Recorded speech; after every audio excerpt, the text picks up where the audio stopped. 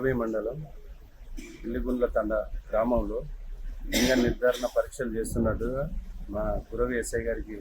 నమ్మదగిన సమాచారం రాగానే నేను మరియు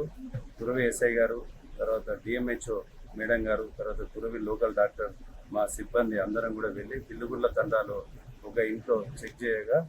అక్కడ లింగ నిర్ధారణ సంబంధించినటువంటి ఒక ఇన్స్ట్రుమెంట్ స్కానర్ పట్టుకొని అక్కడ ఉన్నారు. వాళ్ళంతా ఫేక్ డాక్టర్స్ అని యాక్ట్ చేస్తున్నారు, కానీ fake doctors and RMP doctors అందరు కూడా అమాయక మహిళలను అక్కడ వాళ్ళ డబ్బులు తీసుకొని మీకు మేల్ ఫీమేల్ లింగ నిర్ధారణ చేస్తామని వాళ్ళ దగ్గర డబ్బులు తీసుకొని